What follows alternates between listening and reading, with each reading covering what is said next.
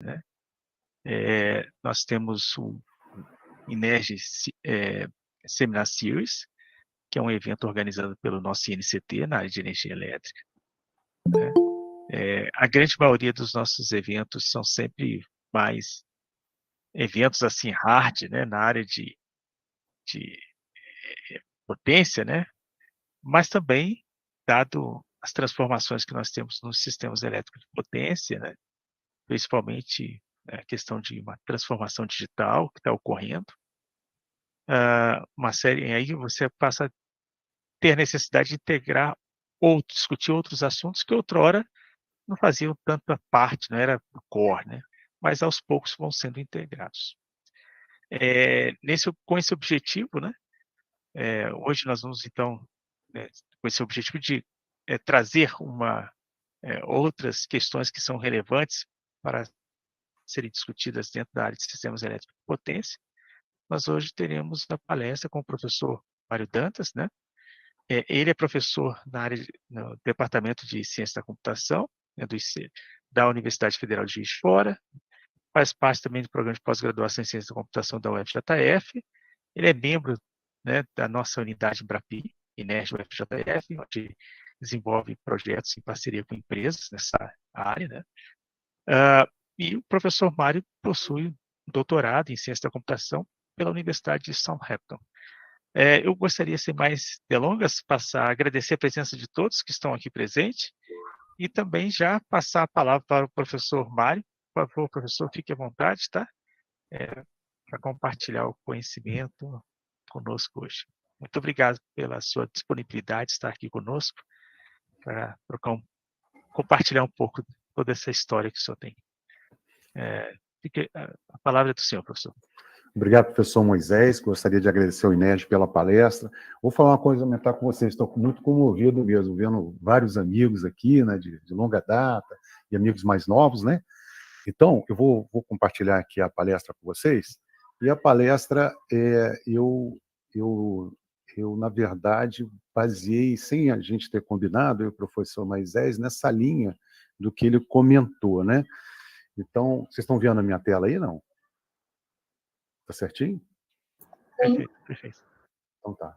Então, assim, eu vou compartilhar ela de uma forma melhor, a tela em geral, e se vocês tiverem dúvida, por favor, me interrompam, tá? Então, assim, Data Intensive Scalable Computing. E eu acho que tudo na vida a gente tem uma razão, né? Eu trabalho com parte de computação de alto desempenho há muitos anos, né? Fiz salto-rento ao doutorado, estou aqui com um amigo meu assistindo, o professor Fred Valente, né? Que trabalha também na indústria e tal. E aí, em 2018, quer dizer, eu já vinha, vocês vão rir do que eu vou contar ao longo, mas eu já vinha sentindo que a parte de, a gente chama de HPC, High Performance Computing, o PAD em português, principalmente de alto desempenho, ele estava perdendo, não é perder a palavra, mas eu vou usar, estava perdendo um pouco de espaço, porque assim, ó, eu tenho vários alunos aqui que trabalham comigo aqui, já trabalharam, bacana, a gente tem uma nova fonte de dados que é incrível, vocês vão ver, que é o tal do IoT, né? Então, a gente está fazendo o seguinte, aí em 2018 eu fui no Congresso Internacional, vocês podem até rir, eu com cara de HPC, fui no Congresso apresentar coisas, fecha aspas, coisas, internacional na área de banco de dados, foi aceito o artigo, para mostrar que, assim, olha, eu sou da área de alto desempenho, mas a gente trabalha com uma abordagem que vocês...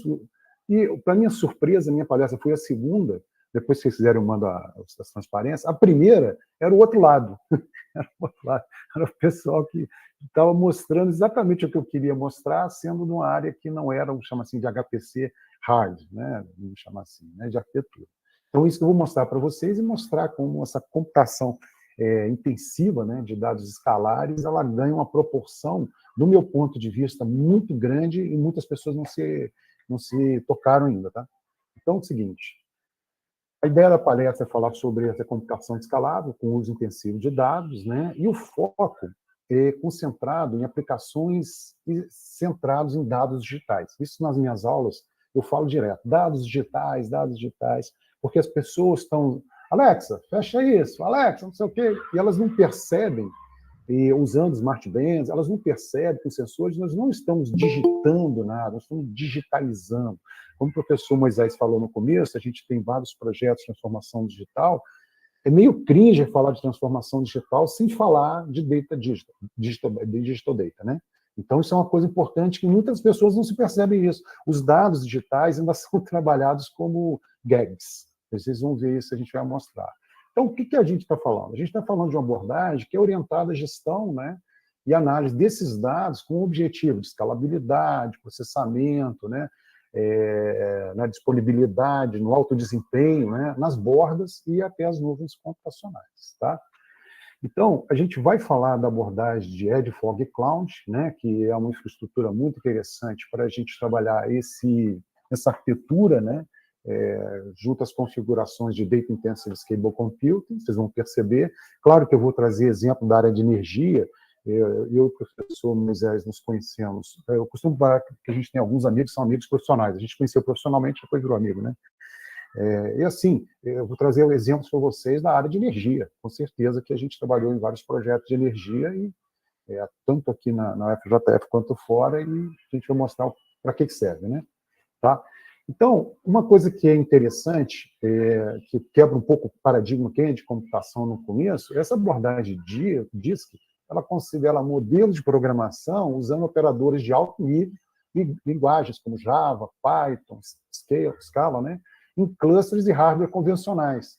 Aí o pessoal de engenharia só pensa, mas por que isso? Vocês usam, não. Na área de alto desempenho, a gente trabalha com C, C++, né? A gente não trabalha com essa linguagem que seria uma linguagem mais, a gente chama até mais comercial. Então, a gente começa a ter aquele tipo e teco dentro dos grupos, né? E, é claro, eu vou compartilhar a experiência com vocês, né, usando abordagens interessantes que a gente acha, de estudo de caso, inclusive, com certeza, industriais, internacionais recentes que a gente tem e antigos, né? Então, qual que é a ideia? Mostrar para você quais as áreas que podem ser beneficiadas desse tipo de pesquisa. Basicamente todas, né? Os desafios sejam orientados a contexto de uso intensivo de dados digitais. E vamos dizer assim, uma área comum.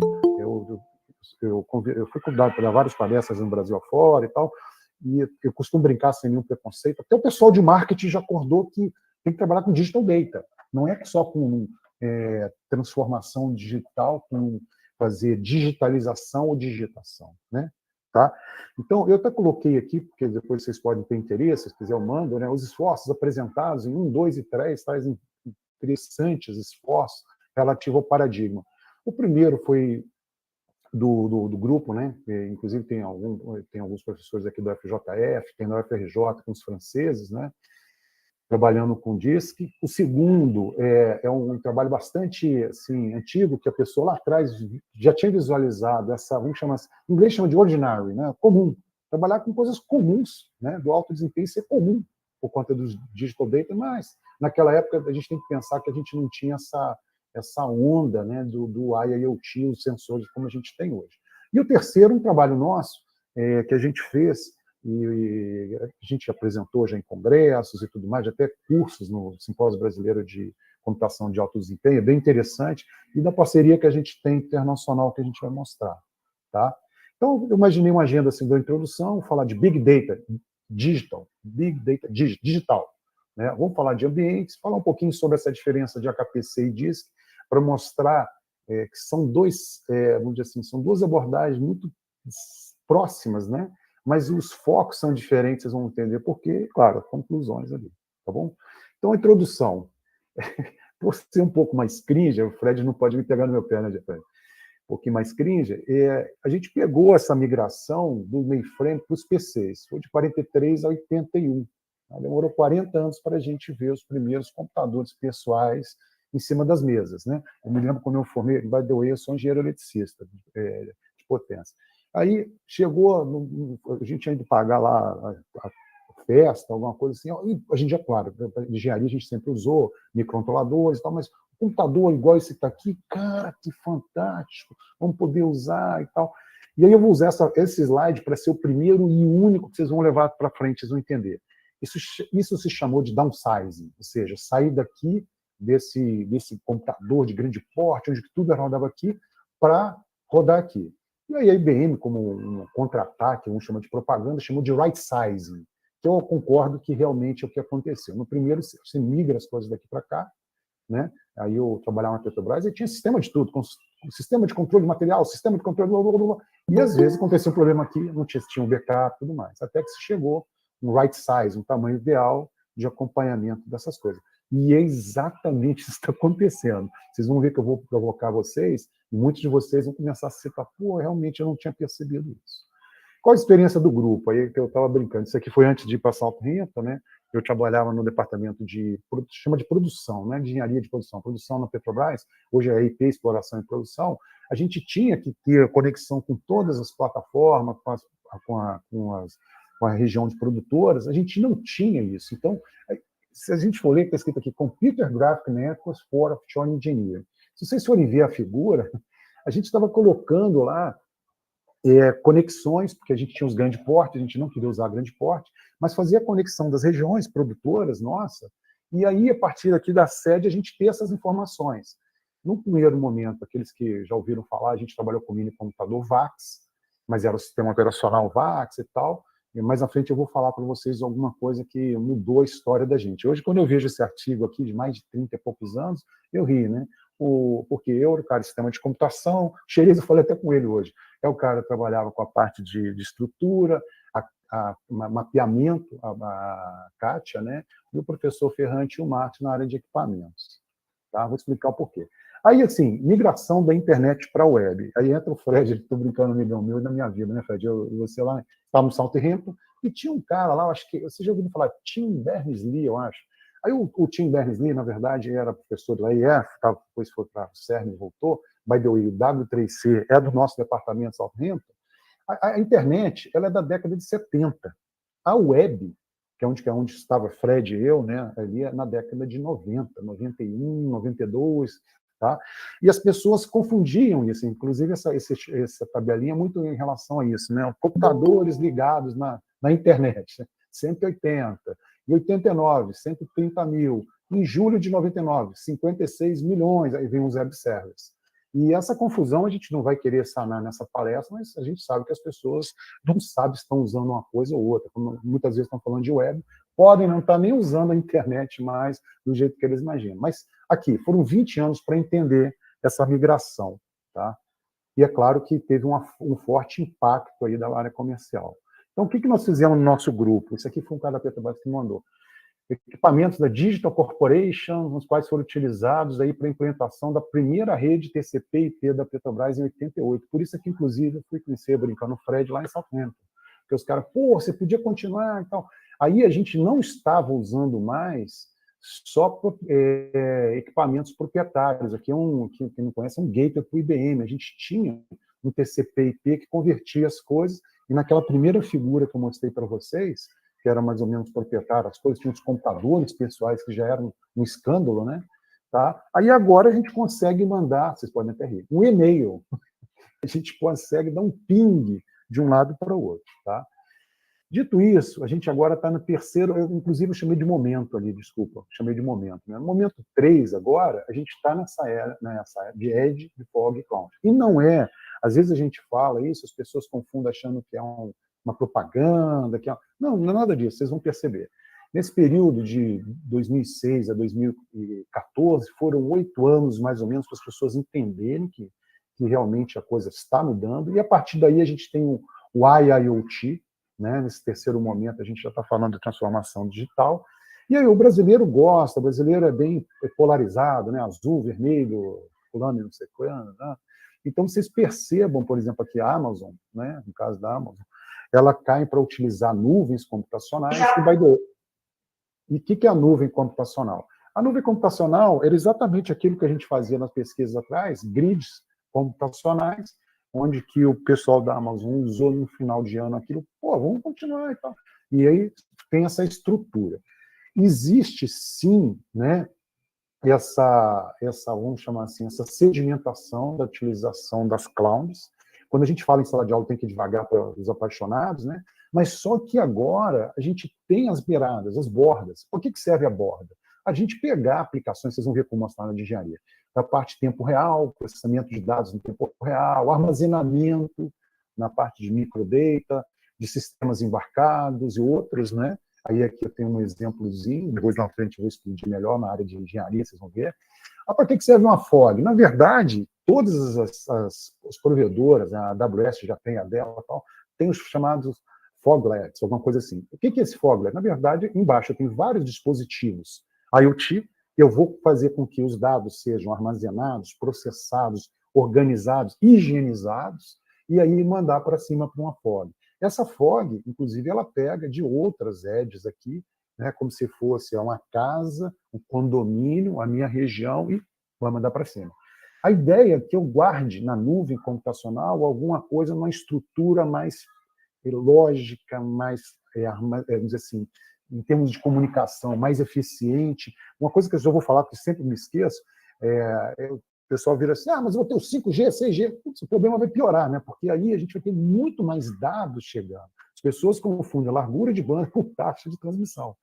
Então, aqui a gente está preocupado com taxa de transmissão, está preocupado com o processamento e uma coisa muito importante, que é a latência.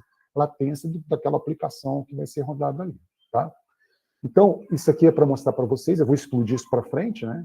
Tá? Então, eu coloquei lá 2011, ó, The Big Five Trends. Tá? Então, o que se imaginava para a gente ter em 2021? Equipamentos, né? O que a gente já usa, touch aí, né? Next Generation Mobile, Cloud, Browser, tudo que a gente realmente tem. Bacana, gostei. E aí a gente tem a indústria 4.0 que não estava nessa rota aqui, né? Que é o que acontece, essa parte de systems, né? Onde que a gente tem literalmente aqui, a gente pode interagir com um dispositivo lá, o braço robótico, alguma coisa, e aqui que está na internet, literalmente vira um dispositivo, né, na internet que eu possa brincar. É muito importante entender que agora eu estou falando de digital data, dados digitais, não de dados que estão digitalizados ou foram digitados através de qualquer digitação e está na web. Então, primeiro, a gente tem o pai da coisa, a parte da indústria 4.0, o IoT, e aí a gente tem, inclusive, se vocês forem ver as referências, eu coloquei engenharia, computação para chamar a atenção. E aqui a gente tem o Internet das Coisas, IoT, onde que não tem necessariamente um braço mecânico, mas eu tenho várias coisas aqui que eu vou poder controlar e fazer parte.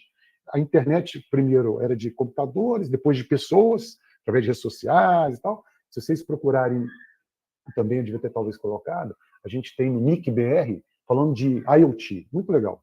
E aí ele comenta sobre exatamente o que a gente está falando. Ou seja, agora as coisas elas podem ser organizadas. Vocês podem falar assim, pô, mas de vez em quando você está bipolar. Não, eu até ganhei, para vocês brincarem, eu ganhei até agora um seguro, eu ganhei aqui o Nest. Né? Acenda a luz, apaga a luz, Alexa, Next. Mas assim, não existe na cabeça das pessoas, é muito interessante isso, a noção de que a gente está falando de dados digitais. Né? Então, se eu pudesse, aqui não dá tempo, mas se eu pudesse fazer uma consulta, comprar um apartamento em Portugal, né, domótica, aí você chega e você escolhe, olha, eu quero um apartamento com a classe energética A, B, C. Ele já tem toda essa brincadeira dentro do conceito digital da coisa, mas à frente eu estou brincando, gente, vou falar mal de colocar só os painéis e não saber o que a gente tem ali dentro dos painéis. Né? Tá?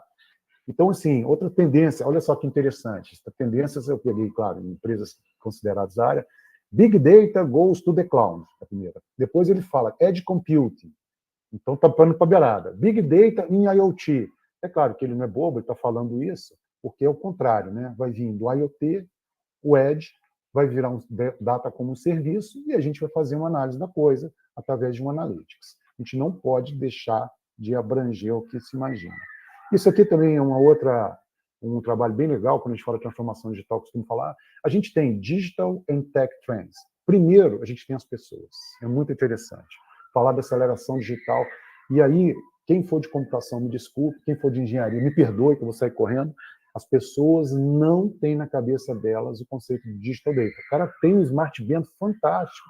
Aí você fala assim, vem cá, é porque eu tenho trabalhado também com o projeto de saúde. Vem cá, mas quanto que você estava... Não, eu vou acessar o meu... Aí o meu, que não é dele, ele vai descobrir que não é dele, os dados são da empresa tal, XYZ, ele não tem, aí usa literalmente as FIAs, né? Radiografia, e aquilo tinha que ser digital para, claro, dar um sistema qualquer de inteligência artificial e pudesse ajudar. Ou seja, as pessoas são importantes. Eu vejo isso sendo um pouco de problema, até a nível Brasil, né?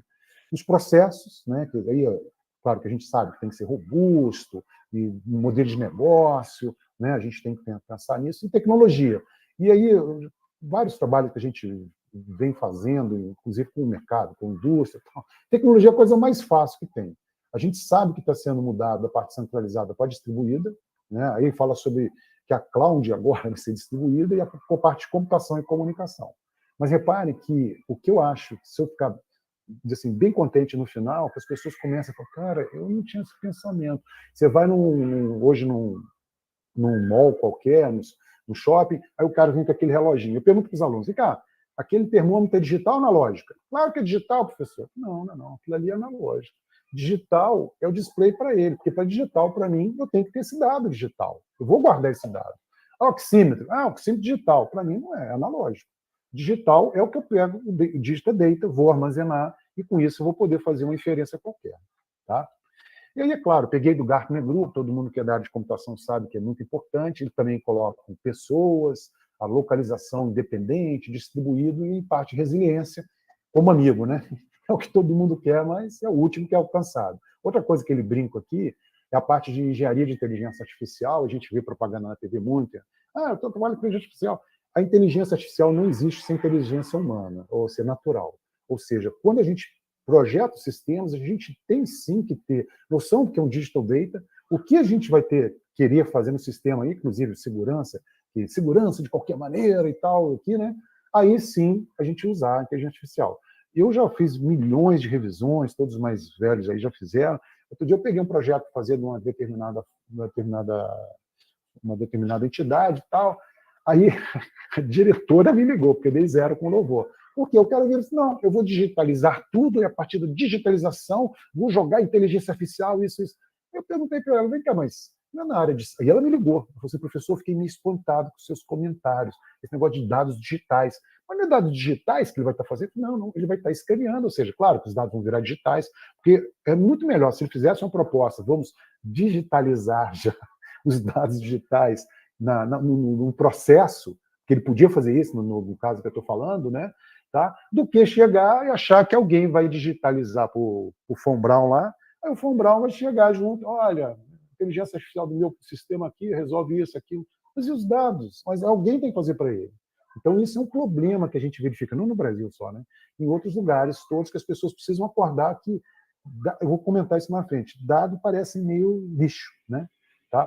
Qual a experiência que vocês têm do grupo? Na verdade, a gente vou mostrar algumas, né? A gente tinha esse projeto que começou, na verdade, físico, por causa da pandemia, a gente teve que dar uma migrada e tal, utilizando a IoT na área para atenção básica de saúde, tá? Contei. E aí, a partir daí, a gente considera uma casa, o Volpato tá aí, sabe que a gente fez isso lá em Santa Catarina, né? Até inclusive com os equipamentos no começo, e aí agora a gente usou o Smart Band. Aqui eu tenho o IoT, a casa domiciliar assistida, mandando para uma FOG, nós tivemos que usar um simulador, para a cloud fazendo função como serviço e colocando para o stakeholder, que é o médico, a médica ali. Então a gente teve que usar uma simulação para fazer, embora nós tenhamos experiência no campo para fazer a simulação. Uma coisa que eu fiquei bem contente, eu vou dar uma de brincalhão, mas é verdade, ganhou um prêmio. Esse é aluno de graduação, ganhou um prêmio em segundo lugar no Simpósio Brasileiro de Sistema de Informação. Mas por que você está falando? Não estou entendendo muito bem por que estou mostrando esse prêmio. É que assim, esse evento é de sistema de informação. A ideia era mostrar que a gente conseguia passar informação. Está entendendo? Nada de pensar só em que a gente é brilhante, maravilhoso nos algoritmos, não. A gente consegue, para os stakeholders, levar a informação devida. Foi muito legal. Tá? E quem me conhece sabe que eu não sou da área de sistema de informação, sou de sistema de alto desempenho, né? Eu vou mostrar outro.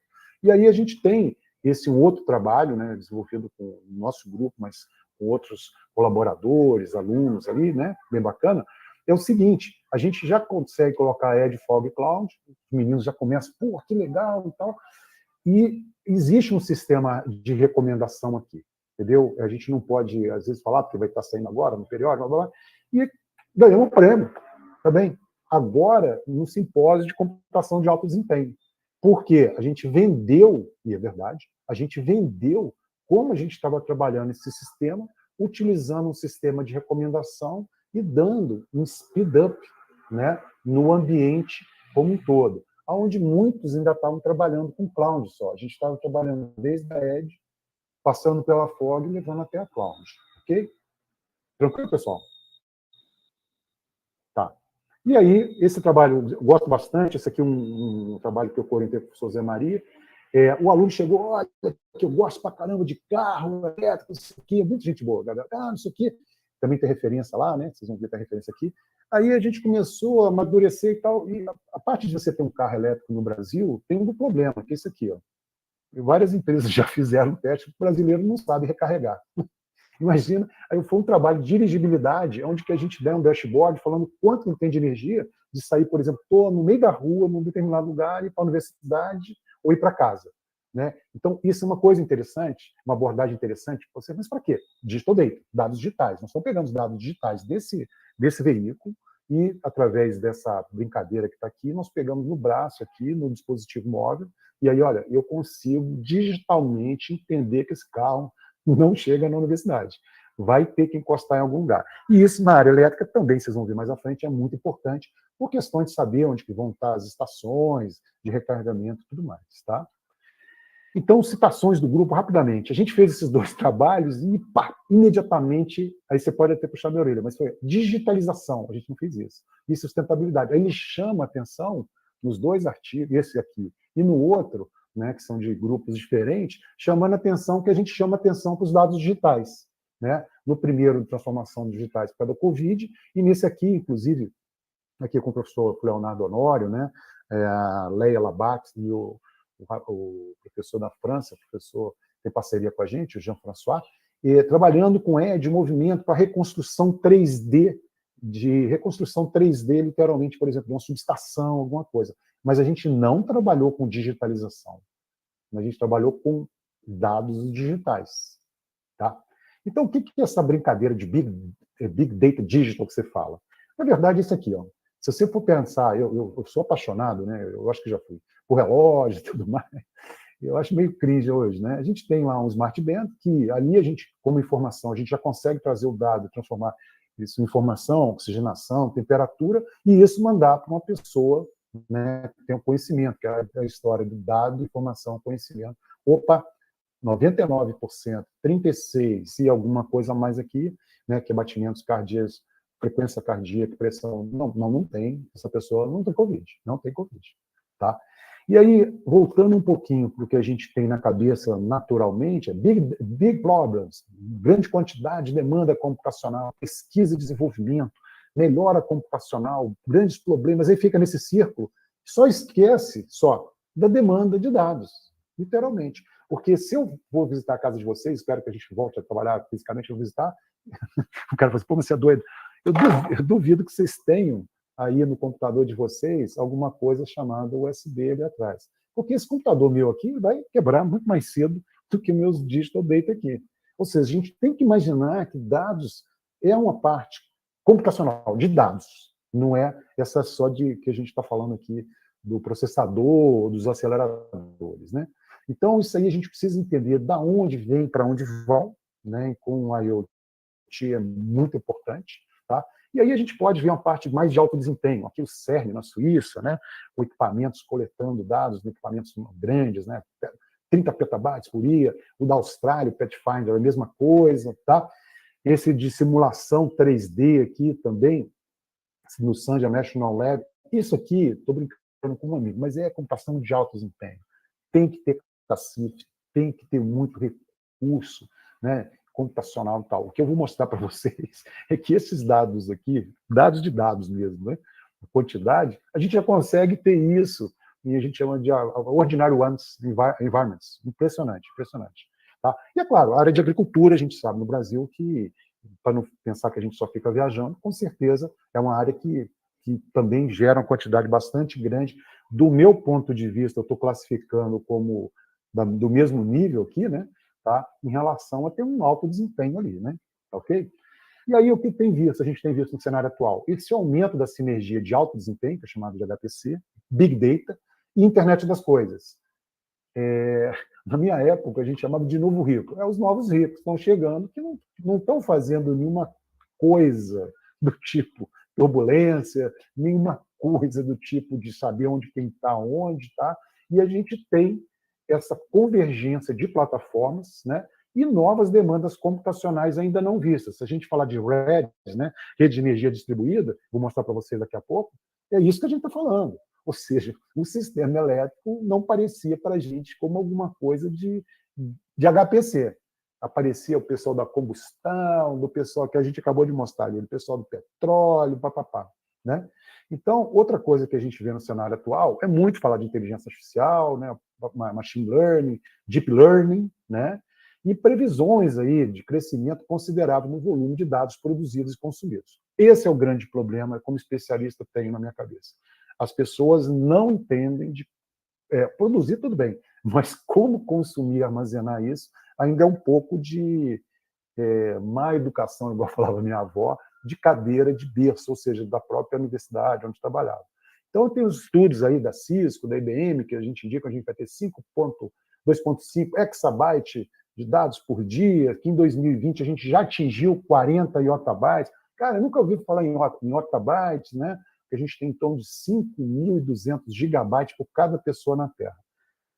Aí, caminhando nessa propaganda, que eu estou fazendo propaganda eleitoral, né? Abordagem de Big Data. Já estou no 7, no 9V. Eu com 3 já estava satisfeito, mas eu considerei 5. O que são os 5 Vs que são chamados Big Data? Volume, velocidade, variedade, velocidade e valor. Então, peguei o seguinte, quais são os desafios que a gente tem como especialista, como cara de engenharia, de computação?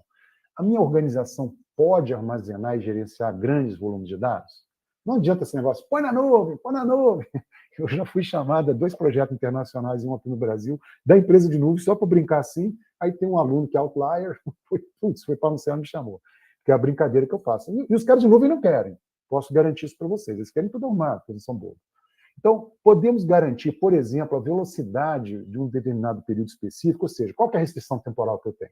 É uma coisa que, inclusive, eu não comentei aqui, porque quem tiver interesse, eu mando. A gente recentemente produziu um artigo sobre tempo real e almost real time. Porque todo mundo acha que pode no tempo real, tempo real. Tempo real é mais hard. A parte de tempo real soft, cada vez mais a gente começa a entender que a gente tem essa restrição temporal, claro, em alguns limites, e eles devem ser observados, né? E quanto às outras questões, né, como tratar essa variedade? Né? A gente não se toca aqui em imagem, som, dados de sensor, eles devem ser trabalhados de forma diferenciada. Naquele terceiro referência que eu coloco ali, foi um trabalho que a gente vai mostrar que a gente fez no Japão para vocês, e é muito interessante. Então, e quanto à veracidade? Posso verificar? É claro. E aí entra parte também de verificação, de segurança, é claro que é um mundo novo, onde todos os desafios e todos os problemas aparecem, né? E quanto, né, eu posso quantificar aqui, eu posso fazer essa quantificação, eu posso obtê-lo, né, com a quantificação desse valor. Então, o que a gente vai mostrar para vocês? Ambientes, tá? Isso eu sempre coloco, e aí eu estou brincando, os alunos mais novos, eu trabalhei com os 3, eu estou velho mesmo. Cartão perfurado. Nunca vi isso, eu trabalhei, quando eu fiz na PUC, depois da engenharia, fiz computação na PUC, tinha cartão perfurado. Aí a galera, não, estou na época de sensor. Para. Eu posso apostar que a meninada mais nova está aqui mais no teclado do que muitos de nós. Por quê? Como está no teclado, pode ser esse teclado aqui, né? Então você está digitando. Agora, o ponto é trabalhar com esses digital data. E aí, estou brincando, vocês vão enfrentar os médicos, no bom sentido. Porque é o médico, barra médica, que não tem aptidão para a área de tecnologia. Não, isso aqui dá horário errado, isso aqui dá pressão errada. Esses dispositivos, eles são indicativos. A gente já trabalhou em vários projetos, não só aqui no Brasil, na Itália e tal. Aí as pessoas têm um mindset diferente, os médicos, né, que a gente usou, ele entende que pode sim. Mas aí, mas eu gosto de uma propaganda, eu não sei aonde, que uma pessoa ia morrer, e aí mostrou que ele tinha uma blast, aí gosta. Engraçado isso, a pessoa vai pelo lado da fantasia. Mas não é. O que eu estou querendo brincar com vocês é o seguinte, olha, nós precisamos tratar isso aqui de uma forma diferenciada. Na pandemia, quem trabalhou em projetos orientados aí ao Covid-19, eu trabalhei aqui lá fora, é uma piada, né? Aí o cara chega assim, não passou, durante o final de semana não foi cadastrado na planilha eletrônica. Para, planilha eletrônica é teclado, né? Então a gente viu aqui no Brasil, se bem que a gente tem uma vacinação bacana, não estou criticando ninguém, só estou falando que com esse tipo de sensores, a gente até fez um projeto bem legal, a gente consegue saber que tem, sim, uma coisa acontecendo com aquela pessoa, né?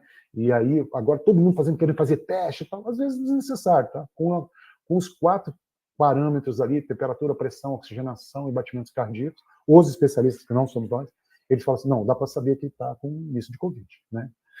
E a outra coisa é isso aqui, eu acho que fica mais legal, né, gente? Como tratar esse armazenamento? Se a gente for fazer um armazenamento de uma forma profissional, que é como está aqui, ou uma menor, se eu for procurar essa cerveja belga, bem legal, Deus, você vai chegar rapidamente, eu consigo ver visualmente, opa, não tem ninguém aqui, opa, também aqui não. Tá? Por que você usou essa brincadeira? Porque os dados, eles não são cervejas, eles são tratados assim. Eu posso apostar com vocês, onde vocês quiserem, que os dados são assim. Ou você tem lá os storage, tem um storage. Os dados, eles têm que estar em dispositivos computacionais de armazenamento, ou seja, isso aqui, tá? Dessa maneira. Nos projetos que a gente tem feito, vou mostrar para vocês, a gente tem, os americanos têm preocupado com isso, quem gostar desse assunto, depois procure, a gente tem essa noção de que o armazenamento não é só de device, dispositivo, não é nada disso. São nodos de armazenamento. Aí aqui se fala, né, uma propaganda também, que é legal, né, da Netflix, falando que em 2025 vai ter bem mais agora, né? 163 zettabytes, tal, representa tantos milhões disso, aquilo, outro, tudo mais. Tá, propaganda. Vamos lá o que interessa. Experiências, grupos internacionais. Aí eu estou entrando, pessoal, na área de elétrica, viu, gente? A gente tem a Larsen, que é a LT, né, Tobel, que ela tem várias áreas, e claro, e aqui eu coloquei a Power Transmission Distribution, né? E é muito interessante o trabalho deles, e eles são dois europeus que saem, montam essa empresa na Índia, se não me engano, é na Índia, e depois eles tomam conta, tem no mundo todo já a empresa deles. E o que eles fazem? Isso aqui que eu acho que vocês vão gostar. Isso aqui é literalmente para o pessoal da área de energia. Eles começam, isso aqui, essa parte que eu gosto bastante, a gente tem 5 layers. O primeiro layer, tempo real. Né? Então, a gente fala de centralização, distribuição, né? Centralizado, distribuído, a parte de transmission distribution, tal. E aí ele começa a falar, isso no artigo nosso a gente falou também, o tempo real morre, só fica aqui, porque depois a gente começa a falar de milissegundos, microsegundos, segundos, minutos e dia, até chegar em hora, dia. Mas o que é? Vocês vão ver que eu vou mostrar na frente essas empresas que já têm todo um sistema. Agora a Eletrobras vai ser privatizada, pode acontecer uma coisa desse tipo. Na parte operacional da coisa, comercial, pode ser até horas. Então, a gente perde... E uma coisa interessante, com todo respeito, a gente tem aqui os medidores de energia. Então, um cara que vem medir. Isso aí é cringe, vai acabar, né? Porque a gente tem as redes de medição, né, o Meter Communications, a gente tem como fazer isso, mandar rapidamente, claro, aí vem aqui, mas se alguém roubar, aí esquece, isso aí não faz parte da palestra, isso aí faz parte de outra área, né? E é claro que a parte de transmissão e distribuição, né, de grids, que a gente tem essa noção já no nível mundial. Eu nem coloquei aqui a China, mas só para vocês terem noção, essa eu coloquei aqui para não sei se é balança radical, a China tem o Smart Grid como prioridade 1 dentro das políticas deles lá em relação ao que a gente está falando aqui. Tá?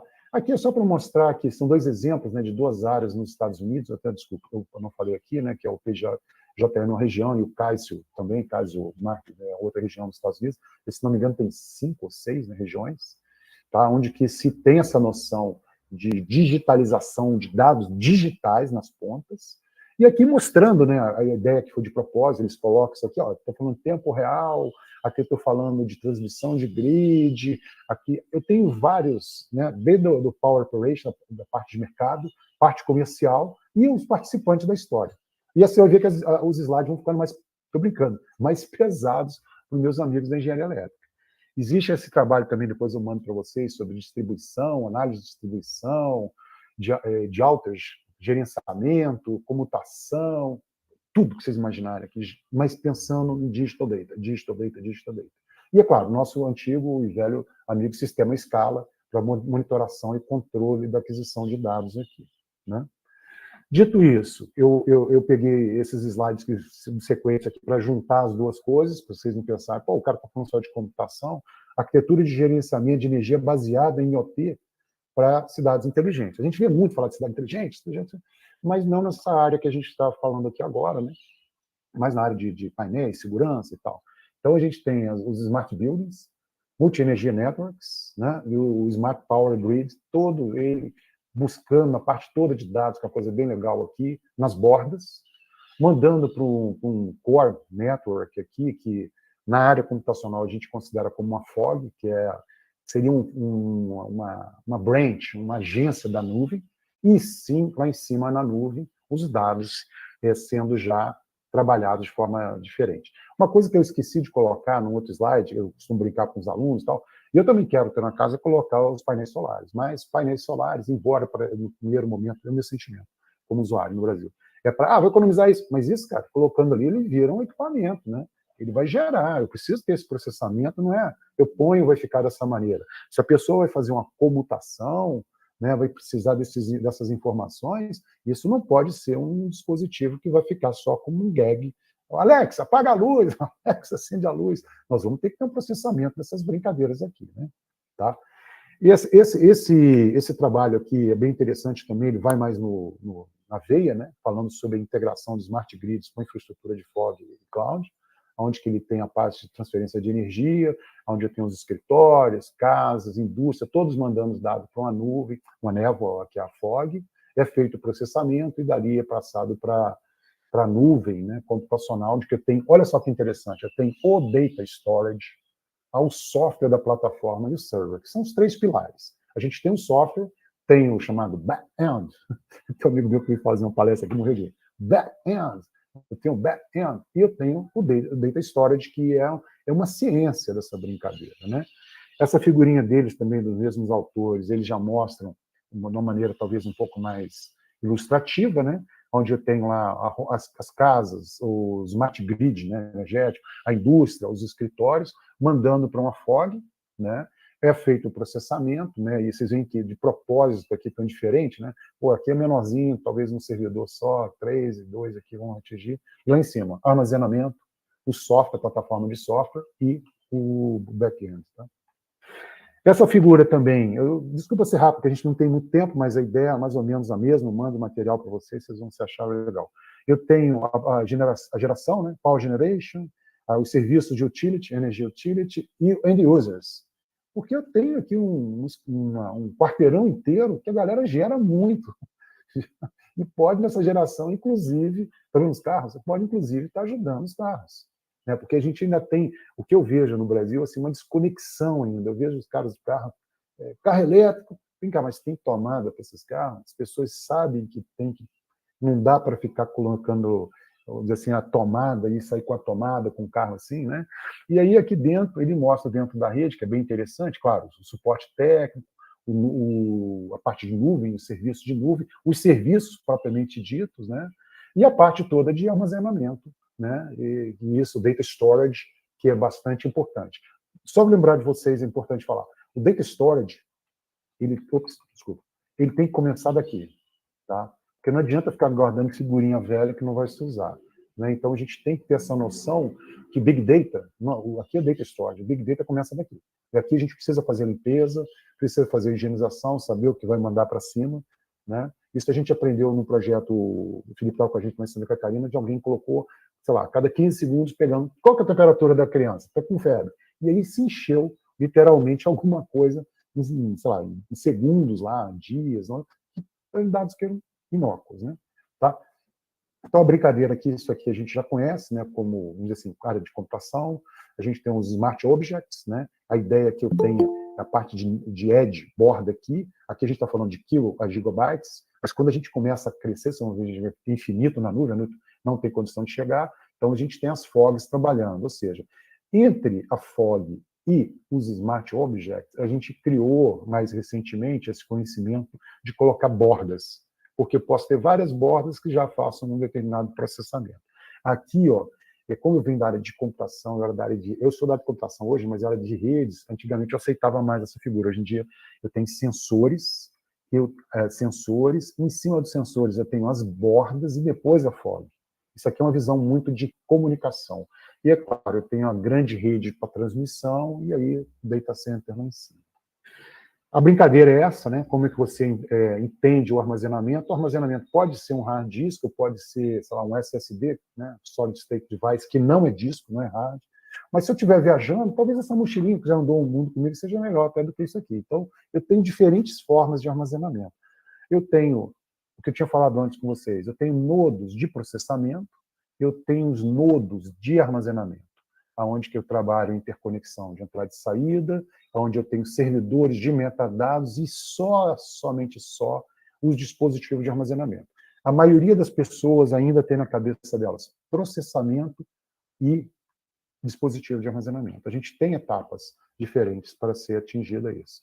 Então, a gente tem uma demanda, desculpe estar meio híbrido aqui, porque essa palestra, eu fiz uma lá fora, eu vou fazer agora na Austrália de novo, e às vezes me vem mais à cabeça coisa em inglês, eu estou ficando nojento. Então, demanda de entrada e saída, escalabilidade, vocês vão ver por quê. A parte de capacidade, né, de armazenamento e o acesso ao performance, como é que vai ser feito? Né? Então, a gente tem ambientes modernos que são multilayers, né, estruturas multilayers, e outras que têm, né, eles chamam de High Distributed Secondary Storage Systems, que permitem a gente trabalhar bastante bem dentro deles.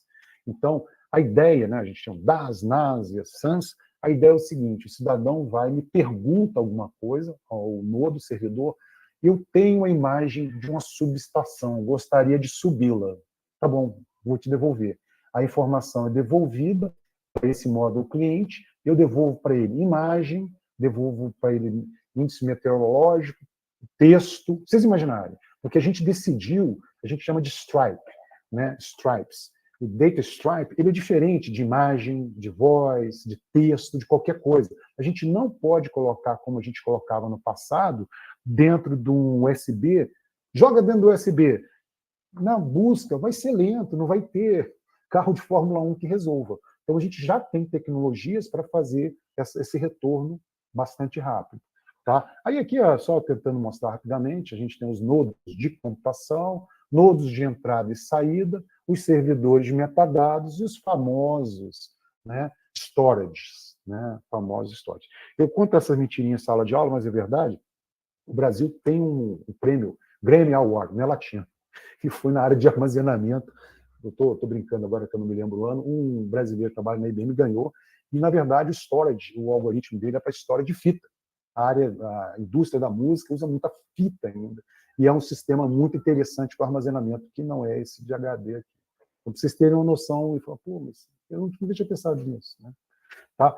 A gente tem vários sistemas de arquivos paralelos, né? O OrangeFS, o Lustre, por aí vai. A gente tem, na nossa cabeça, a gente tem uma dualidade, aonde vai até o banco de dados, aonde vão os sistemas de arquivos. Né? A gente tem sistemas de arquivos paralelos monstruosos, como HDF5, Hierarchic Data Format 5, que nos permitem guardar, vou mostrar isso para vocês, muitos dados. Aí só que a gente precisa saber como a gente vai guardar, para, claro, trazer rapidamente.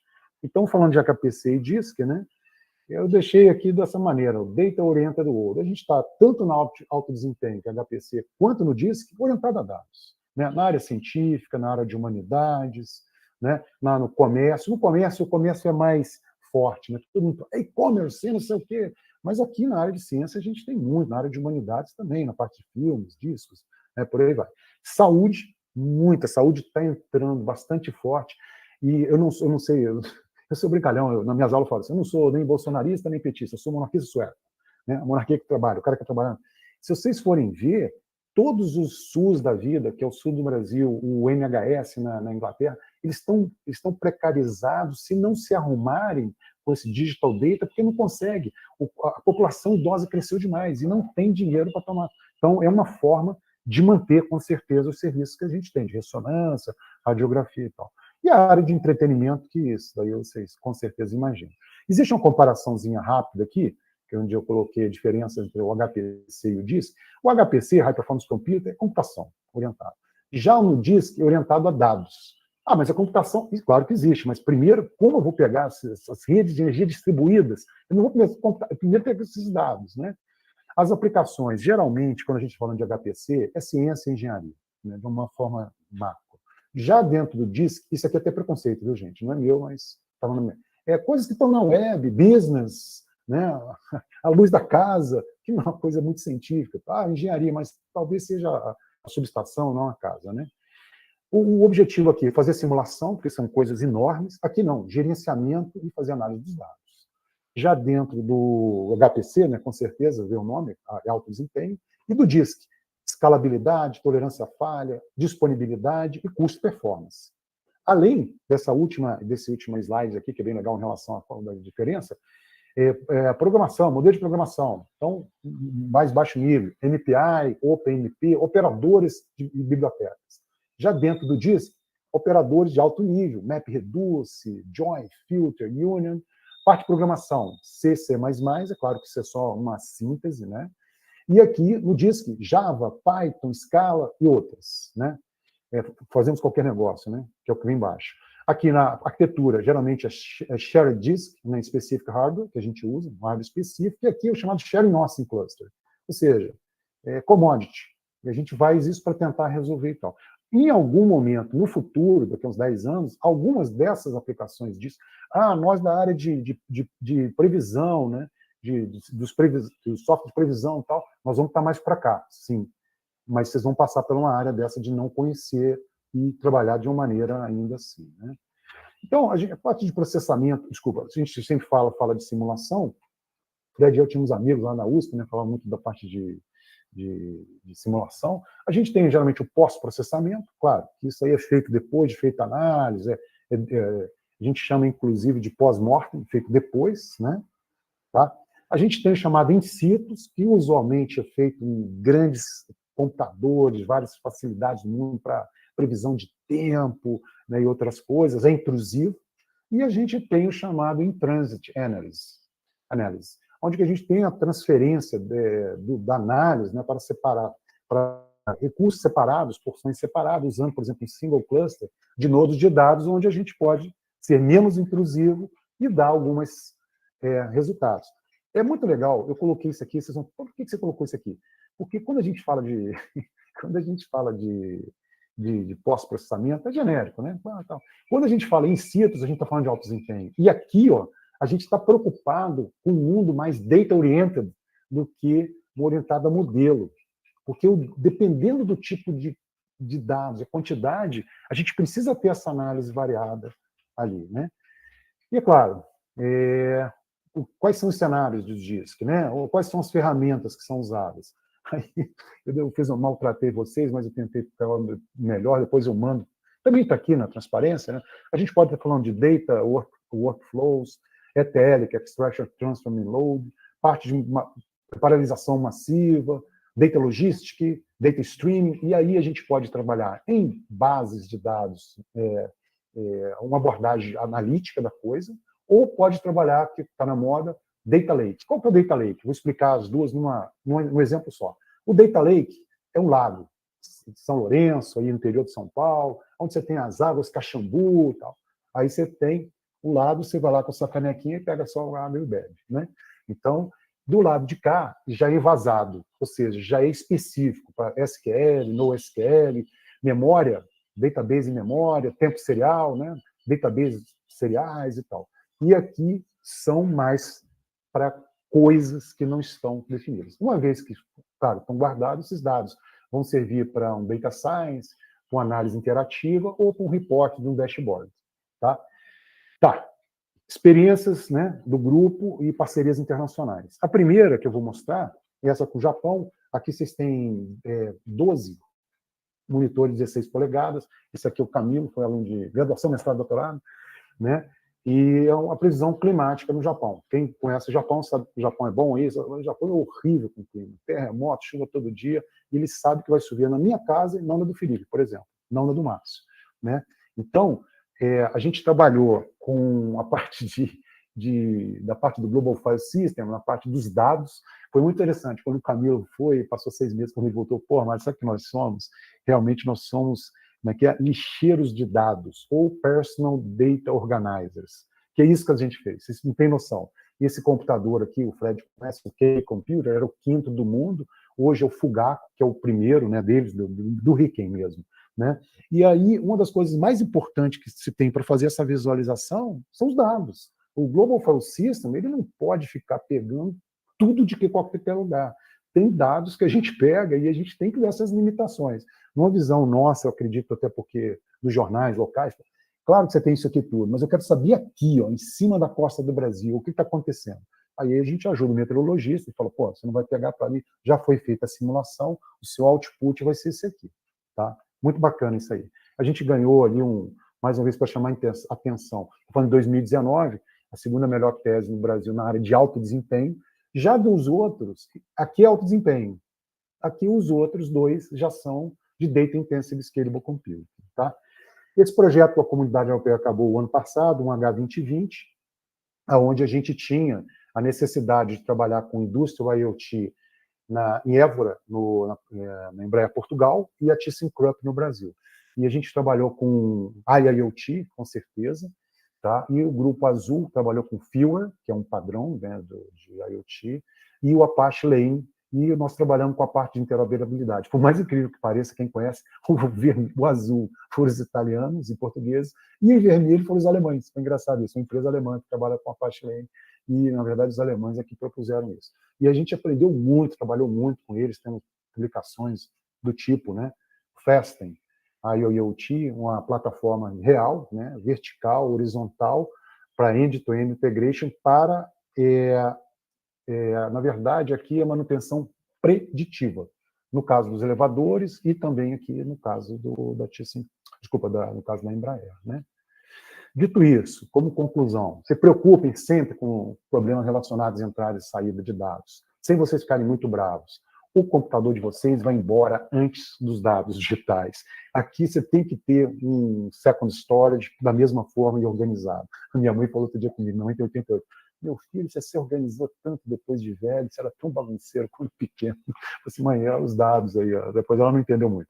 É o seguinte, é muito importante entender como capturar, claro, a gente tem o chamado extraction, transfer and loading. Hoje tem tanto dado que a gente fala extraction, loading and transfer, transferir o que presta, né? Especial foco nessa filtragem, nos nodos de entrada e saída, aquele que trabalha na área industrial, sabe? Põe um sensor, põe na Petrobras, põe ali, daqui a pouco o sensor está jogando coisa que é totalmente inócuo, e a gente tem estudo, inclusive, vai ser uma tese agora, muito legal, agora em abril, sobre um estudo desses dados, grandes volumes de dados, e estudo literalmente numa área de inteligência artificial com esses dados digitais ali, antes do armazenamento, né? E, é claro, desenvolver estudos sobre a melhor forma de armazenar em diferentes aplicações, eu falei antes com vocês, imagens, som, texto, dados de sensores, isso é essencial, né? E, claro, procurar ferramentas diferentes, né, dos desafios de computação e armazenamento. O que acontece? Tem uns meninos, meninas de computação que ficam chateados. Ele trabalha, fez a disciplina, gostou de algo. Ah, gostei do banco de dados tal. Vou começar para vocês. Quando a gente foi convidado a trabalhar esse projeto da Comunidade Europeia, já tinha um banco de dados estabelecido.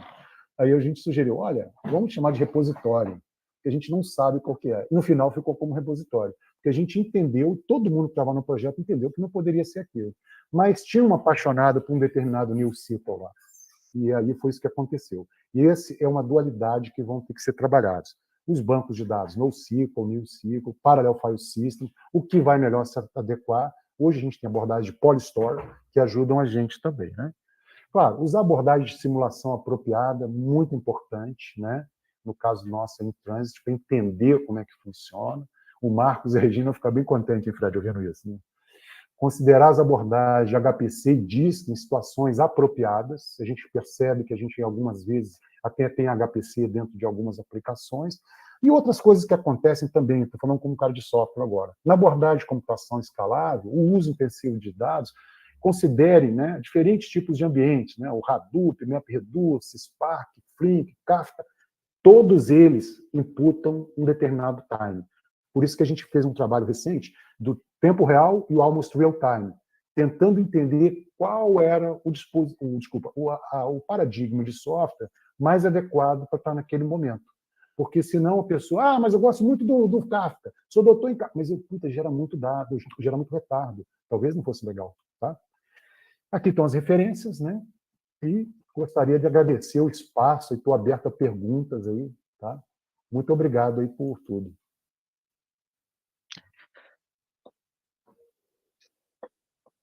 Boa tarde, então. Primeiramente, professor Mário, muito obrigado pela apresentação, né? E eu vou deixar aberto agora, né, para os colegas, né, quem gostaria de fazer algum comentário, alguma discussão. Eu vou deixar que você fala seu nome e faz a pergunta, né. Se quiser aqui no chat, eu posso ler sua pergunta. Opa, acho que já até tem aqui uma pergunta, né. Opa, ao Márcio. Exatamente. Tá, o Márcio está perguntando aqui, né, que a entrada, saída também de dados possuem características de metadados e, por isso, podem causar algum problema. Sempre, viu, Márcio? O que está acontecendo, interessante que você falou ali, e até eu vou estender um pouquinho, quando você falou de NoSQL e tal, para o pessoal da engenharia. Quando a gente fez um trabalho recente com uma empresa de energia muito bacana, uma coisa que a gente estudou muito foi a interoperabilidade dos dados, tá? Tanto, claro, que a gente ia guardar e tal, né? E o que tem sido feito, quem é da área da energia elétrica, tem na Europa o Entoice, né, que seria para nós aqui uma ANEEL, talvez, e nos Estados Unidos também, eles estão muito preocupados em estabelecimento, Márcio, de padrões, né? De como utilizar os padrões, porque eu não fiz isso aqui, porque senão o pessoal, o Abílio vai me pegar aí. Vocês imaginarem a pulverização de equipamentos pequenos, espalhados, e cada um com um fabricante XYZ, Márcio, entendeu? Então, essas características de tê-los, né, como metadados é muito, muito importante, entendeu? Se a gente não tiver, vai nessa área que você comentou, de segurança e de interoperabilidade, tá ok? Respondi não. Tranquilo? Aí você também falou sobre a higienização, né? Eu falei de higienização porque, às vezes, Márcio, não estou nem falando disso, a higienização é a quantidade excessiva de dados, por exemplo, ou dados que são, vamos falar sério, errados, capturados de maneiras erradas e tentando ser guardados em níveis superiores. Por isso, a gente tem, inclusive, software trabalhando em inteligência artificial para saber temperatura. Se você está, por exemplo, se eu estou usando o Smart Band, minha temperatura não pode estar 1.500, alguma coisa dessa, tá? Então, a gente tem software já pensando, isso que é bom você pensar, nessa tríade, né, ou nessa escadinha, Edge, Fog e Cloud, a gente já tem software trabalhando para Edge, para que no sensor a gente faça esse tipo de coisa, armazenamento dessa informação de sensores, e aí depois para Fog, e sim depois para Cloud. Tá? Respondido, Márcio?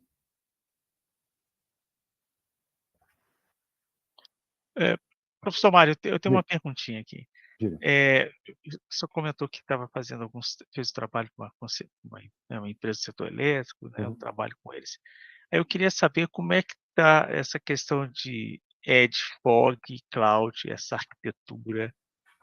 Você fez esse levantamento, como é que está isso sendo disseminado nas utilities? Vocês chegaram a dar uma olhada? Como é que se esse conceito está sendo amplamente utilizado ou isso ainda está só nas pesquisas ou não? Já tem soluções prontas e as empresas estão integrando, já tem protocolos prontos, já tem coisas prontas e já é uma tendência? Como está pensar o estado da arte do uso dessa arquitetura Então, o que a gente voltado para o sistema elétrico? Isso, olha só, eu posso, assim, depois das pesquisas que a gente fez, olha, eu vou compartilhar a tela aqui, posso?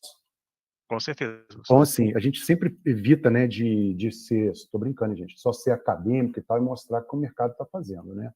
Foi isso que nós fomos pressionados. Então, é o seguinte, ó, esse FMB, o chamado Open Film Message Bus, é nos Estados Unidos, aonde que eles já têm alguma, nessa linha, viu, Moisés, nessa linha de estabelecer, puxa, o que nós vamos fazer e tal. E na Europa, eu estou falando das empresas, tá? Isso. Sempre confundo aqui. Eu acho que é assim, isso aqui. Tá aqui. E na Europa, que é mais legal, porque na Europa é um ninho de gato danado, tem gente de tudo que é lugar. E eles também já estão preocupados com isso, tá? Em termos de dados, desses dados, da maneira que a gente está falando, a gente tem aqui nesse trabalho deles aqui, se vocês forem para a Digital, se vocês começarem a perceber, eles já têm um padrão, quem tem que fazer o quê, como a gente tem que fazer, a nossa rede, a parte de pesquisa e desenvolvimento, e assim, o assessment que a gente viu é que realmente está bastante avançado, é mentira, né? Está bastante maturado essa ideia de que a gente tem que saber fazer, e no comparativo com o Canadá Estados Unidos, eu já falei, né? Canadá e China, a China caiu de pau nisso aqui. Ela é uma das empresas, as empresas chinesas são as mais interessadas aqui. E aí até a gente entende por quê, né? Porque eles estão aqui no Brasil, estão na Europa, e estão aqui, estão acolá, e aí vai, né? Se a gente conseguisse os consultores e tal, vocês pegarem aqui os mapas que eles têm aqui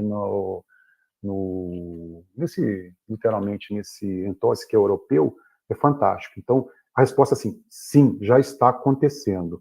Não na velocidade que a gente acha que deveria acontecer, que isso aí, as pessoas lá também não entendem que é digital data, vão começar a entender, tá? E vai na linha também do que o Márcio perguntou, né?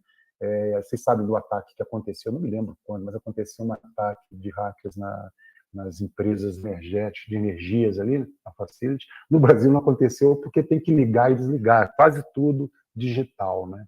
Mas respondendo, é verdade, olha, existe, tá? Existe e eles estão conectados. A China também está bastante conectada e aqueles exemplos que eu mostrei ali vêm dessa linha. Além da, claro, que a gente sempre esquece, não sei por que, a Índia, né? Que a Índia é um baita exemplo.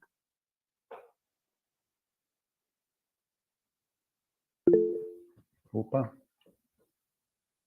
Deixa eu só ver aqui o Benito. Benito. Grid Edge Technology, Market Business Models, isso. Isso, exatamente. É a figurinha que eu mostrei ali, viu, Benito? Aquele ali, ele bem fala sobre isso aí, né? Aí você falou assim, por favor, comente sua visão, no caso do Brasil, como diversas diferenças concessionárias.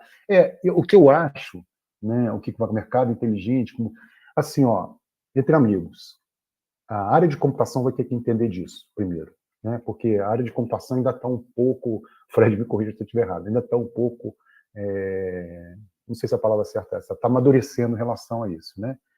Tá?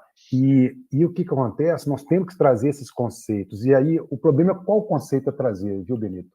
É o seguinte, a gente está falando de processamento, armazenamento e vazão com menor retardo. Tá? A gente ainda está na área, desculpa, de vai ter o 5G, que bom! Será que vai ser? Porque o 5G vai me deixar ter mais dispositivo IoT, eu vou transmitir mais, vou ter que processar. Será que a gente tem, igual eu comecei a brincadeira na reunião, na palestra, será que a gente tem PC para isso?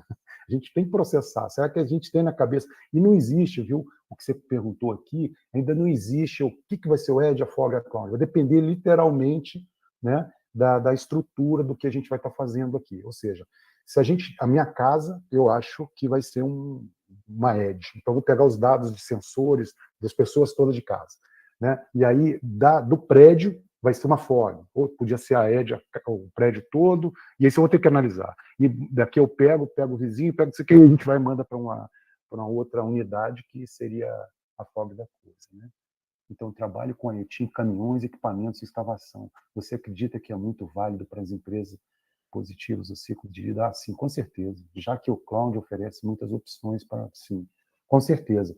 O Pedro, o que acontece assim, ó, como é que eu vou falar bem educadamente? O que eu estou querendo falar aqui é que, assim, as nuvens, elas sim e não.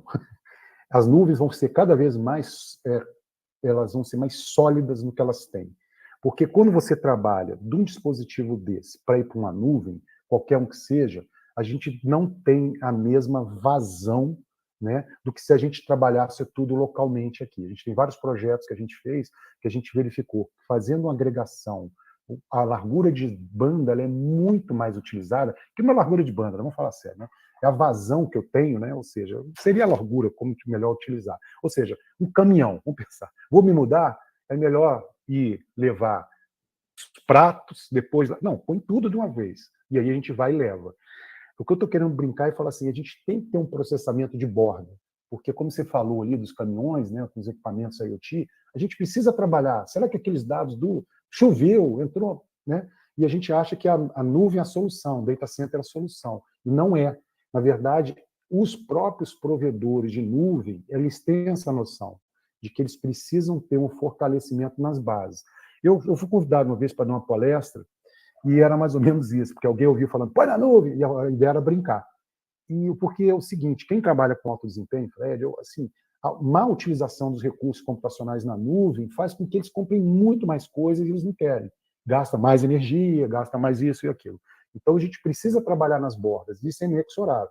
Agora, como vai ser o trabalho na borda vai depender muito, Pedro, de cada, vamos dizer assim, de cada área, entendeu? O Mário, o professor Wagner gostaria, acho Opa, que ele está com a mão levantada aqui. desculpa, Wagner. Olá, Moisés, tudo bom? Professor Mário, prazer revê-lo.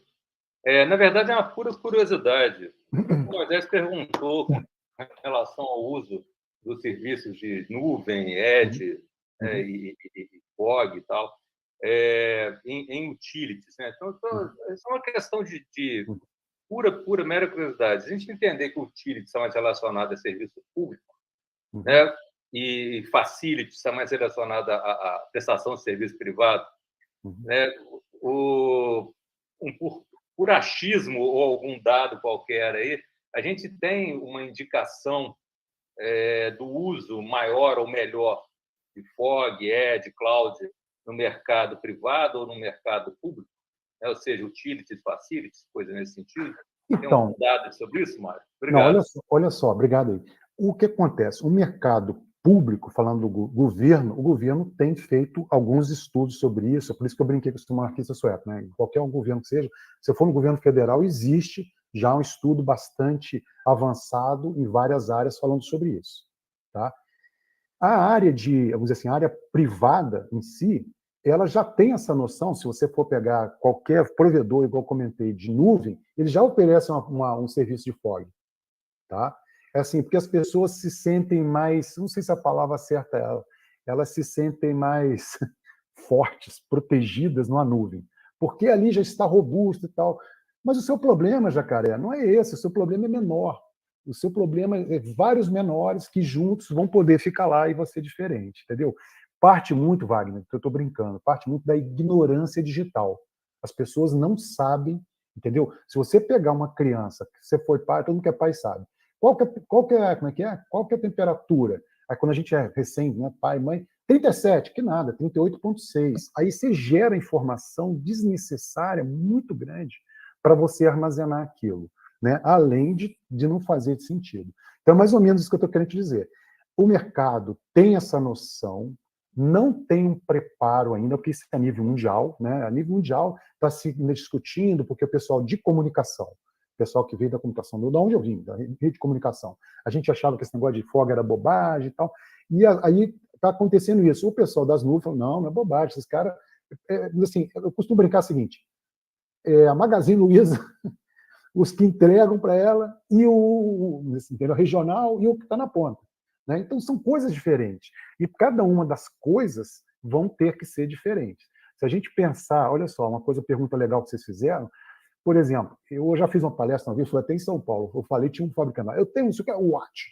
Os dados da pessoa não são dela. Não, mas eu consigo ver. Não, mas vem cá, você consegue mandar para o seu médico? Não, não consegue. Você entendeu? Então, a gente está começando a entender como comunidade, isso daí não é privilégio de ninguém, todo mundo está, né? De que, eu, por exemplo, seu prontuário eletrônico é seu, por mais tudo que pareça. E aí você deixa um médico, 2 médicos, sua mãe, seu pai, não sei o quê, ou mulher, que possa acessar ali. Então, a gente está começando a aprender isso aí, porque a gente acha muito normal, depois que eu venho trabalhando alguns anos sobre isso, eu acho muito engraçado o cara andar ultrassonografia, radiografia, aqui não serve para nada. Não, mas eu fui lá, o cara foi e viu, mas só naquele momento. Nem inteligência artificial, por isso que eu brinquei daquele software, do coisa lá que eu dei uma bombada. Nem para inteligência artificial vai servir, porque você tem que ter todas as suas FIAs digitalmente. Né? Então, a gente até 2015, 2016, estava digitalização, digitação e tal. Agora, a gente está começando a acordar para uma coisa. Alexa, apaga a luz. Alexa, o que a Alexa está fazendo? É só para ficar com comando de voz? Será que a gente não pode ter uma domótica que, com certeza, a gente tenha a casa dos painéis que eu falei, a gente tem o consumo que a gente tem, que pode diminuir? Você percebe o que eu estou falando? Então, assim, eu estou brincando, a convulsão é geral. E para quem é de computação, que você é, eu também sou, a gente está meio perdido, porque agora o cara vai ter que trabalhar com inteligência artificial para sensores. Mas eu trabalho para grande porte, entendeu? É aquela explosão do mainframe para os computadores pessoais, eu não tenho dúvida, entendeu? Fred? Obrigado, Mário. Nada. Vamos lá, Mário, fazer um comentário também aqui, só para colocar mais dúvidas, ou ver se a gente discute tendências, né? Dentro de sistemas distribuídos, que é o dia a dia de todo mundo aqui, né? Cada vez a gente pega e acessa qualquer site, usando o celular através de um app ou do browser web, né? Qualquer um que você use, no seu celular, no seu computador, está, na verdade, falando com ambientes que estão em cloud, ou ambientes em nuvem, né? Ou ambientes que estão em fog, e não dá para saber exatamente onde é, né? Agora, tem uma coisa que é muito relevante, né, no tempo de resposta de qualquer serviço que você peça, que é a distância geográfica. E, às vezes, a gente nunca pensa nisso. Então, um servidor que está mais próximo de você vai, em geral, né, nem sempre, vai ter um tempo de resposta muito melhor, né, do que um servidor que está do outro lado do mundo. Isso. Então, essa questão de localização geográfica, ela passa a ter, né, uma importância muito grande no ambiente distribuído, né? Mesmo que você pense em grandes volumes de dados, como, né, foi uma palestra que o Mário, né, brilhantemente falou para a gente aqui, né? E tem uma tendência interessante que é na evolução das plataformas de programação e desenvolvimento de software, né, para todo tipo de software, que é a plataforma peer-to-peer, né? Que comumente todo mundo usa, tenho certeza. Por exemplo, Spotify é uma solução peer-to-peer, né? Quem é desenvolvedor aí que usa GitHub, né, é uma solução peer-to-peer, né? E isso, quando a gente usa, a gente não sabe exatamente onde estão localizados os nossos arquivos e onde o processamento está sendo feito de verdade, né? Isso. No caso do Spotify, a gente sabe que é no celular, no smartphone, mas o armazenamento você nunca sabe exatamente onde ele está distribuído, né? E dentro desse contexto aí para o Mário comentar, né? Desse contexto de divisão de plataforma de armazenamento e computação em borda, né, ou edge, né, ou em fog, ou em cloud, né, isso vai implicar em sérias, né, pesquisas para a gente fazer tudo que a gente fazia no ambiente de cloud, no ambiente de grande poder computacional, exatamente na borda, né? Exatamente na borda. E isso, na verdade, vai levar a mudanças grandes que a gente vai ter que fazer. Então, uma visãozinha aí, particularmente o ambiente, que eu não falei aqui o nome, mas aqui o pessoal na pergunta falou, blockchain é uma tendência. Blockchain é uma tendência forte, né, para fazer desenvolvimento de software distribuído, e que vai englobar tudo que foi mostrado aqui na palestra pelo professor Mário, né, do seu ponto de vista de infraestrutura de processamento. Assim como IPFS, né, armazenamento de dados de forma super distribuída, né? Isso vai dar escalabilidade, mas nem sempre vai dar desempenho. Então, a gente sempre vai precisar de processadores de alto desempenho em algum lugar do seu ambiente peer-to-peer para realizar o processamento, né? E onde que está o problema? O problema está no poder computacional que a gente tem nos sensores diversos de internet das coisas, né? Que nem, às vezes não tem poder computacional nenhum, tem capacidade de fazer medição de temperatura, ou de pressão, ou de qualquer outra coisa, mas não tem capacidade de fazer o processamento necessário para se integrar num ambiente peer-to-peer. Exatamente. Mano, então isso é mais para colocar aí um comentário para você poder comentar aí dentro. O que o Fred está falando, assim, de uma forma bem lúcida, é o seguinte, né? Eu vou brincar de Fred. Eu tenho 2 amigos italianos, quando eles vêm para o Brasil, a primeira coisa que ele pede é: olha, não quero propaganda no meu celular. Aí eu falo isso com os alunos. Perguntar para o Arbex, porque eu gosto do Arbex. Arbex, quanto que você tem de taxa de transmissão no seu telefone? Entendeu? Quando eu estou mal-humorado, eu vou em qualquer lugar aqui, em São Carlos, eu vou no shopping e falo assim: moça, eu quero aumentar a minha taxa de transmissão no celular. Ela tem uns 100 megas, 200 gigas, não sei o quê. Mas, moça, isso não é armazenamento? Entendeu? Que é o que o Fred está falando. Primeiro, a gente tem uma ignorância de quanto a gente tem de taxas de transmissão para cima e para baixo. Ah, não, isso é upload, download, eu consigo ver no meu telefone. Então, isso é uma coisa. A outra coisa que o Fred está falando é, literalmente, como os pares, no nosso desenvolvimento, nós vamos desenvolver esses softwares, é o que ele bem falou. Algumas coisas já estão bem consolidadas, a gente não vai criar uma revolução, né? O que a gente está preocupado é saber como esse desenvolvimento, microdesenvolvimento, chamar assim, Fred, né? vai estar para esse desenvolvimento já estabelecido, igual ele colocou de peer-to-peer. Fred e eu somos um sistema distribuído. Entendeu? Aí, o que acontece? Vamos dizer assim, a razão dos que não conhecem, eles querem ir para a nuvem porque eles acham que estão trabalhando de modo centralizado. E muitas vezes não estão centralizados, estão dentro de ambientes distribuídos ali dentro. Claro que a parte da centralização, né, causa essa falsa sensação que quem está do lado de fora está ruim. E não é por aí. Né? O que o Fred falou é bem bacana. Nós estudamos juntos na época, nós achamos fantástico, o cara deu um disco para a gente. Disco, você lembra dessa? A gente tinha as disciplinas nos discos que a gente podia ler. Aqui no Brasil não tinha. E depois, agora vocês sabem o que é isso aqui. Aqui, ó, surgiu. Mas e aí? Os dados daqui não valem? Claro que valem. Então a gente tem o que o Márcio perguntou. Tem um problema de segurança, de safe security, tem um problema dos ambientes já estabelecidos, e a gente tem esses new players, que são dos sensores, do transputer, né, Fred, que a gente tinha lá embaixo. Pô, o cara, hoje em dia o pessoal fala, tem o NVIDIA. A NVIDIA é vista como processador, não mais coprocessador. A gente chama de acelerador. Então, esses aceleradores que a gente conhecia de alto desempenho, do meu ponto de vista, a gente vai tê-los em ambientes menores, por exemplo, nas vacas ali, entendeu? Porque o Arbex trabalha em Embrapa.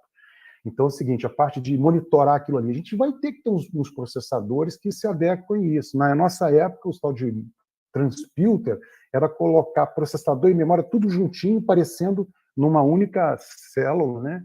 E aí depois, não, mas não precisa ser assim. Então, eu acredito, viu, Fred, que nós vamos ter um redesign, com certeza, desse microambiente, né? As pessoas entenderem dessa parte digital, porque o que eu mais fico assustado, como eu trabalho com isso, eu também gosto, aqui de fora não tenho feito, mas a bike, né? Os caras de bike, mas eu tenho isso e tal, e o cara não tem os dados. Então, assim, a falta, a ignorância, no sentido de ignorar, a falta de consciência do que os dados são digitais é muito grande. E aquilo que o Fred falou, e nós vamos ter que ter processamentos que sejam de borda, e vamos ter que confiar nisso, porque foram os primeiros, o Arbex também, quando apareceu o primeiro computador pessoal na Embrapa. Não, a gente usa o PDP, não vai existir. Então vão ser novos modelos, viu, Fred? A gente tem estudado isso também. Novos modelos de armazenamento, no sentido não de armazenamento físico, a gente já faz isso, mas de banco de dados, vamos chamar assim, banco de dados das aplicações de borda, né? E essa comunicação com aplicações já estabelecidas, igual o Fred falou, né? São estabelecidas peer-to-peer e a gente vai ter que, de alguma forma... Aí você vira, mas esses caras da ponta não têm o mesmo background da minha aplicação, que é madura. Mas, de alguma forma, concorda, Fred?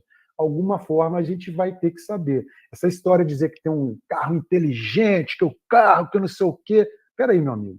Aquele carro, ele é um dispositivo de edge cheio de sensores e o embedded system ali, ele vai ser, com certeza, ter que ser, estou brincando, hein? Melhorado para não ser hackeado, para poder passar informação quando devido, próximo, essa inteligência.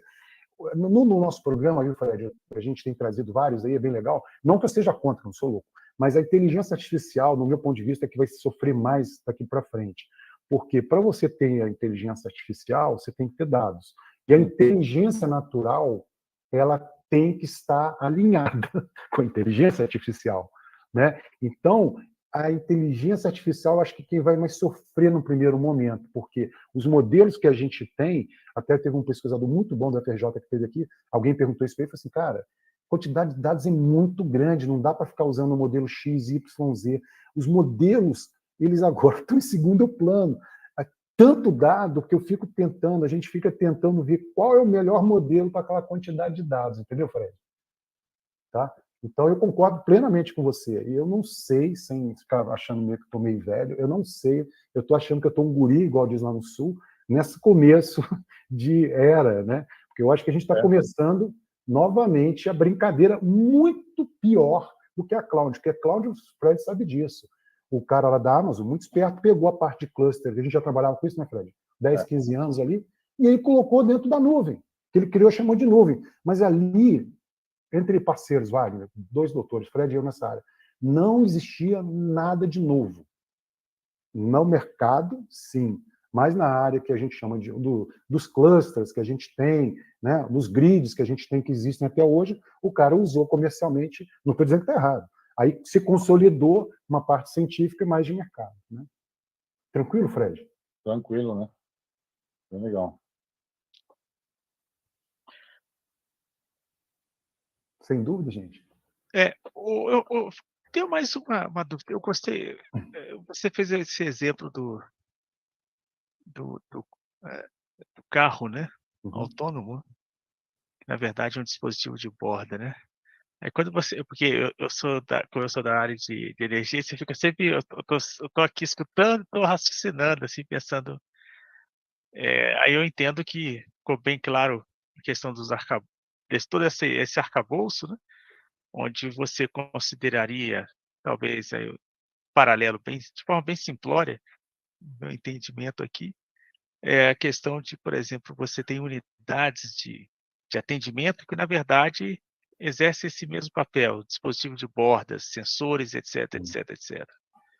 E aí isso tudo em diferentes níveis, essa arquitetura, né? Você pode muito bem transladar de forma bem tranquila para um sistema elétrico de potência. E é claro que tem a borda, mas tem o fog, então, e aí teria diferentes cenários para você contextualizar isso e aí definir bem, né, ter esse framework muito bem definido para você dar sequência, né? Algo que as empresas já fazem, mas aí o que eu estou entendendo é que vai ter algumas coisas a mais, né? Mas de certa forma é algo que as empresas do setor de energia já fazem isso. Talvez ainda não efetivamente, mas já estão buscando fazer. Então, o que você está comentando é que seria uma abordagem, né, um framework para trabalhar isso de forma dentro desse novo cenário. Né? Sim. É isso. E o Márcio está perguntando aqui, Márcio, na verdade, a gente são 3 nuvens. Tem a nuvem grande, que é o data center, tem uma nuvem menor, onde a gente tem alguns front-end, e uma nuvem bem menorzinha, onde a gente tem os dispositivos. Uma coisa que o Fred falou que é muito importante, eu estava olhando aqui, gente, que não sou bobo não, para ver se tinha alguém em engenharia de software, né, Fred? O cara me pegar.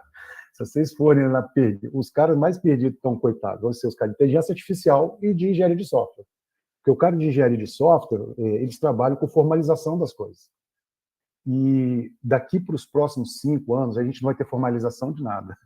Nós estamos literalmente aprendendo a fazer. Então, a gente pega o pessoal de mais baixo nível de hardware, né, da aplicação assim, de hardware, nós de sistema distribuído, para que depois haja, literalmente, uma formalização. E aí, o pessoal de engenharia de software chama isso de engenharia de software contemporâneo, né? Tá? Porque realmente é o que está acontecendo.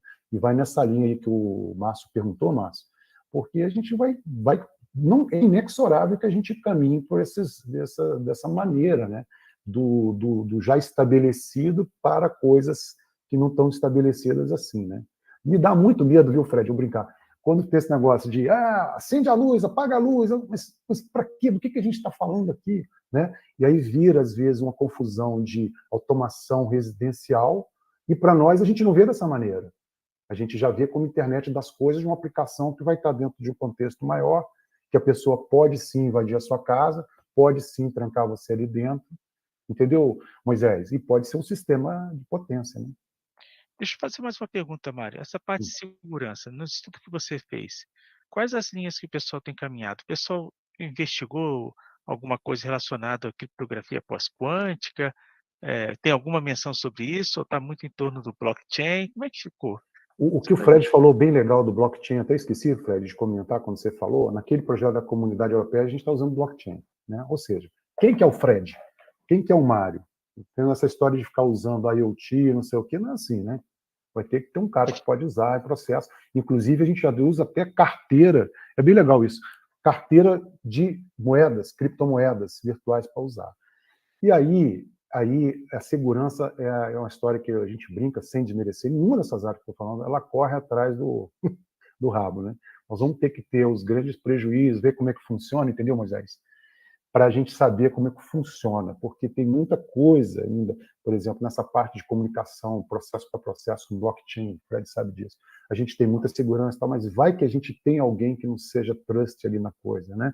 Então, tem empresas que trabalham com digital sign, né, a Braille e tal, elas não caíram em alguns problemas porque elas estavam um pé atrás, entendeu? Então, esse é um mundo novo que eu chutaria, né? A gente ainda não tem uma certeza da coisa. E aí você pergunta, pô, mas eu vou usar em cima da incerteza? Lembra do computador pessoal, né? Lembra depois virou computador de bordo. E aí não tem jeito, né? A gente vai passar por esses ataques. Não sei se vocês já ouviram falar, quer dizer, do Jeep Cherokee já, né? Os caras invadiram o Cherokee e jogaram ele para fora da estrada. Mas dizem também que o cara, não sei se é verdade ou mentira, o cara conseguiu num avião entrar, que aquele display ali, o cara era um sistema claro, de entretenimento, mas deixou um gap. Entendeu, Moisés? E aí tem toda essa história de computação quântica, de que a gente vai conseguir, mas eu acho que você não pode dar segurança pelo que você não sabe. E a gente não sabe, né? Onde a gente, com certeza, assim, com certeza a gente não sabe onde está indo, mas a gente está indo numa direção de capilarizar, de cada vez mais obter dados digitais. Aí você vai virar e me infernizar. Pô, mas você fica falando de dados digitais, isso vai dar muito problema. Né? O pessoal me convidou para fazer parte do LGPD, mas não me pegam isso nunca. Nunca.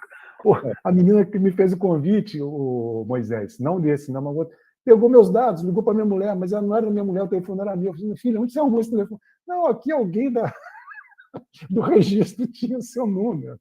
Você entendeu, Moisés? Esse é o deadlock que a gente vai ter. Mas o problema é não ficar parado, a gente começar a entender que a gente vai ter processamento de borda nas casas, que não vai ter emprego mais para medidor, isso esqueça. Né? Se você quiser, depois eu te mando, tem artigos sobre isso. Tal. Na China está muito, eles colocaram como zero na eletricidade deles, smart grid, todos esses softwares que a gente está falando aqui. Eu não entendi essa última fala, Mário. Na China, eles colocaram como prioridade esse papo que nós estamos batendo aqui para a área de energia, para os smart grids. Uhum. Tá? Entendi. Show. Ficou claro. Tranquilo. Alguma nova pergunta? Se alguém tem mais alguma pergunta? Bom. Ok, então aproveitar e agradecer mais uma vez, né, ao professor Mário, que pôde nos brindar à tarde aí com uma ótima discussão. Né, sobre um tema bastante importante e que está começando a entrar em vários setores, né? E com certeza no setor de utilities, né, no setor elétrico, né, é algo bastante relevante e que nós do Instituto vamos ter que nos debruçar um pouco mais sobre isso, porque tem impactos e haverá muitas demandas para inovações e com certeza o INERJ, né, tendo a colaboração do professor Mário e de outras pessoas, a gente poderá fazer boas contribuições, né? Queria agradecer a presença de todos que estavam aqui, os professores tanto da escola, da nossa universidade, mas de outras universidades, todos os colegas, professor Mário, os outros colegas professores que enriqueceram a discussão. Queria, em nome do INERJ, agradecer muito a presença de todos e deixar claro que esse é um espaço que a gente criou para exatamente ser esse tipo de fórum. Tá? Então, muito obrigado pela presença de todos e eu gostaria de passar um minuto a palavra final para o professor Mário fazer um comentário final, né? E a partir de então nós vamos encerrar a transmissão. Obrigado a todos. Bom, queria agradecer o convite, espero ter podido ajudá-los a todos, né, todos aí que estiveram presentes, né? E foi um prazer enorme ver todos aqui, pessoas de épocas diferentes na minha vida, bem bacana aí, né? Amigos aí, né? E todos trabalhando com o mesmo volume aí de intensidade da gente nessa linha aí. Muito, muito obrigado aí pelo espaço, né? E pelo carinho aqui recebido por todos vocês. Ok, pessoal. Boa tarde, então. Muito obrigado a todos. Até mais.